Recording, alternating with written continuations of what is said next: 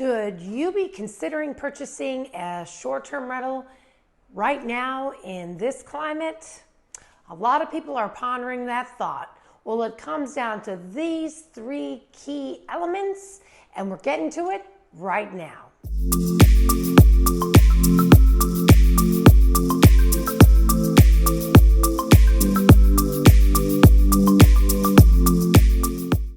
Yes, there is so much to do about Airbnb and short-term rentals, investment properties right now, not just for investors, but for the average person. People are just very focused on this topic right here. And there's a lot of things to take into consideration. So many people are jumping in the game right now. There's a lot of attention on this. There's rising interest rates. Well, actually your interest rates just went down a little bit, un poquito, which is great. And also rising prices, even with everything with the real estate market slowing down, there's still been some rising prices. So you asking yourself, should I still move forward with a short-term rental? Well, investors have had this one key element all along, is that they buy no matter what the climate is. Whether it's high, whether it's low, they continue to buy in the market. Because if you try to time the market right, it's like trying to play double dutch with jump rope and you've never played before. It's hard to know when to jump in. Well, the advice that I've learned from many people that are much smarter than myself is just jump in. So we're gonna break it down to some three main elements to really focus on. And these are not gonna blow your mind, but they're really the cornerstone of this whole short-term rental investing, market research genre. Anyway, so so let's get to number one. First of all, it comes down to where's your property located. You want to make sure that that property has some kind of draw to it, that it's near something, whether it be a national park, whether it be a theme park, whether it be a beach, whether it be a lake. It needs to have some kind of draw in the general area. Up until maybe, I don't know, a couple years ago, I, along with many people, thought that only major attraction areas would do well in the short-term rental arena, and that has all been dispelled. The truth of the matter is national parks have been visited long before theme parks were ever a thing, or I shouldn't say long before they've been a thing, but national parks have been a draw for many, many years. I mean, I don't even have the statistics on how many millions of people visit national parks year over year, but you get my drift. I mean, I know the stats on how many people come to Orlando, Florida every single year, how many people come down to the beaches in Florida every year, with or without hurricane debacles. So you want to know that there's something that draws people to that general area. Now, also keep in mind that there are other parts of this whole short term, which now is midterm rentals. And in midterm rentals, it's not just a vacation stay, it's also stays. I know that travel nurses have been a big draw, but now with COVID, I don't want to say winding down, but it sure does feel like that. Travel nurses aren't as much the buzzword. I can say for the area down by Fort Myers, contractors, electricians, things like that are looking for midterm property in order to service Fort Myers Beach probably for the next 10 years, just saying. So like I said, you want to think globally. You want to make sure that that property is nestled near something of major interest, even if it's some eclectic, funky town that it's near. So that is first and foremost is the location, and that's just a matter of doing your research. The second thing that you want to start to really research, so let's say you figure, okay, I'm going to pick Orlando, Florida, or Punta Gorda, Florida, or Port Charlotte, Florida, whatever. And let's use that for an example. So you decide on an area like Punta Gorda. And so The next part is really identifying the condition of that property. What year was it built? Is it renovated? Has it been updated? What kind of work? Does it have, what kind of flooring does it have? Does the flooring need to be changed? Does it have, I want to say laminate, but that is not Formica countertops. I mean, no, that's got to go. No disrespect if you have Formica countertops. They were all the rave 20 years ago. So know what kind of condition. So you want to be able to find properties near you that have a condition somewhat like that.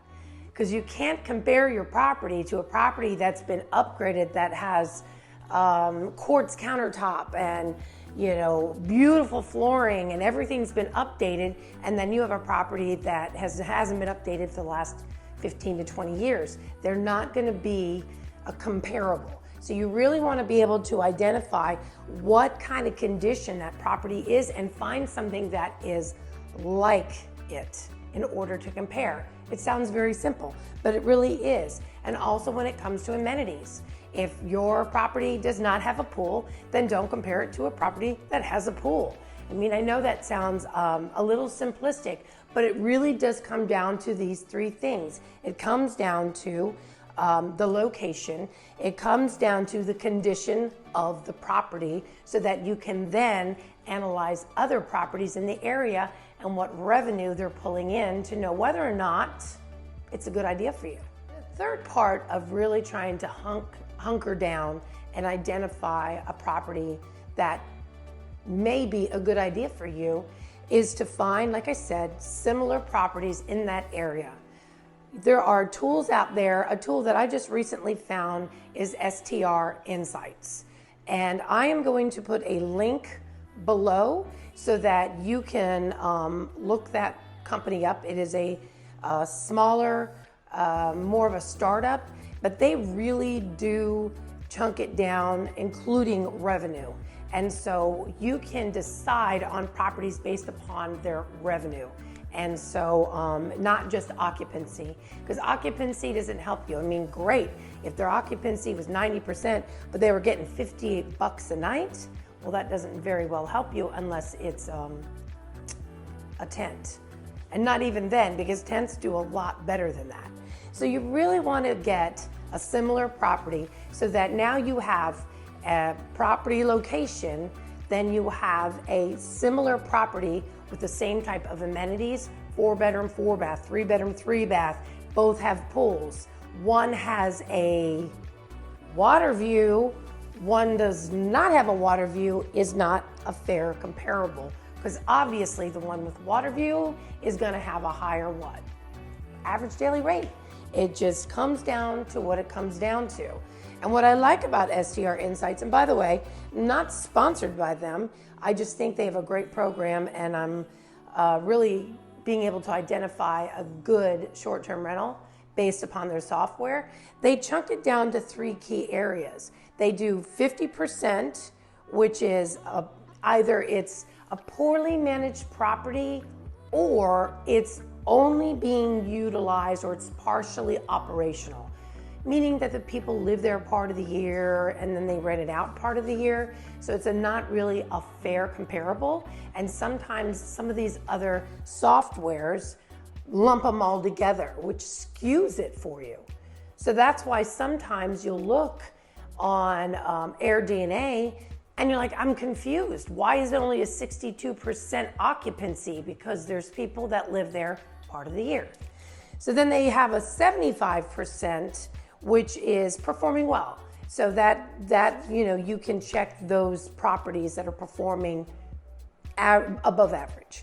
And then the 90% is the ones that are the top revenue generating properties in that market. So if you really want to go for the gusto, which obviously, I mean, that's where I want to go, you go to that 90%. And then you can pull that data from those properties. You can see the revenue, and then you can start to cross-reference. And it gives you a fair idea of what those properties are generating year over year. Not just during COVID when everything blew up and everybody was dying to get out of the house and, cabin fever and vacations were off the charts. I mean, Orlando has never had 115 million people here in 1 year. The average was about 75 to 80 million, though that is a lot of people. 115 million is wowza. So you want to take into consideration that sometimes taking that 2021 data out to see what was happening in maybe 2019, 2020, and maybe 2022 to get a really fair idea. And that way you can start to decide, hey, these properties in this area are generating 60, 70, 80, $100,000 a year, and these properties are costing me 6, 7, 800,000. Will it make sense financially? What is my cash on cash return? What is my ROI? What is my appreciation? What are my tax implications? You want to take all of those into consideration because of, unless you're buying cash, because of interest rates, which, you know, newsflash, I don't think they're going down anytime soon. I think they're going to go down a little. I think we're not going to see 2 or 3%, maybe ever, for like, I don't know, a long time. But that's just what I put my mind to, so I'm not disappointed. But anyway, my point being is that with the interest rates, the cash on cash return of 30 and 40%, bye-bye. So we have to look at other implications, such as appreciation and taxes. So yeah, today we were talking about, should you buy a short-term rental? And if you do, some of the real main things that you want to take a look at, and also getting some software to help you reasonably research. So getting software in place to help you with some of the data, besides just AirDNA, again, AirDNA is just a maybe. You know, I think you need some other tools to really be able to research, get some help, get some of these other tools like STR Insights, and really dial it down so you know what you're doing. And if you need help with that, you know, give us a call. So yeah, that's what we're here for. We're here to help you in any way we can. Remember, if you're thinking about investing in Orlando or the Florida area in general, well, send us a text, give us a call, send us an email, however you wish to connect, because we got you covered when it comes to investing or moving to Orlando or Central Florida or Florida in general. And we will see you on the next video. Bye for now.